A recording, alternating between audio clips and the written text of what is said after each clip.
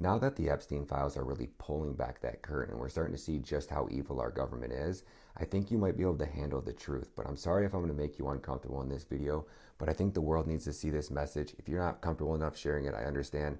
But if you do, because we're at war right now, and whether you choose to acknowledge the fact that we're at war or we're not at war, actually, if you don't acknowledge it, you do yourself a disservice and you're most likely going to get killed. Once you wake up and realize we're at war and there's a small group of people that are trying to kill us all, specifically our children, it might be an easier pill to swallow, and you might realize that sharing this content and putting your freedom, putting your voice, putting your reputation on the line, at some point you have to draw a line.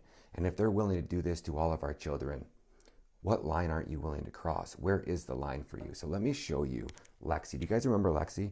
She's a beautiful 17 or 18-year-old girl getting ready to graduate high school with the entire world ahead of her. And then she went to the doctor's office because she didn't feel good. And they realized that she was behind on her vaccine. So they said, you know what, Lexi? Let's give you the meningitis, let's give you the pneumonia vaccine, and let's get you up to date on your tetanitis. And you don't want to know what happened?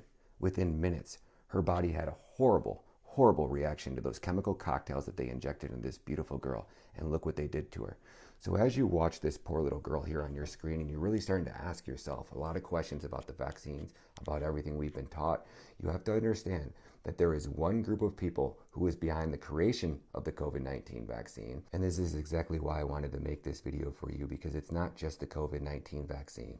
It's all of the vaccines. And that's why they've taken over the medical industrial complex. That's why they've taken over our education system. That's why they've created this peer review system that allows them, once taking over our three-letter agencies like the FDA, they're able to pass and allow these chemical cocktails and these poisonous cocktails to be injected into your children, which is exactly why they have the immunity clause, and you can't ever press charges against them for you injecting your child, because they make it your choice. They force you and they convince you as the parent to inject your child with this chemical cocktail in some type of demonic satanic ritual. And you can't look at it in any other way.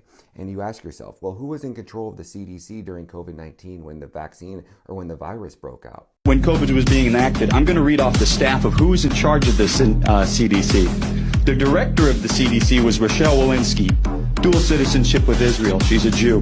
Deputy director of the CDC, Ann Shawalchik, dual citizenship with Israel, Jew.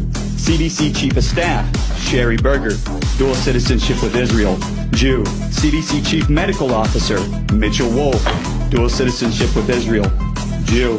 CDC director of the Washington office. This is pertinent to the topic. We're talking about COVID, right? Yeah.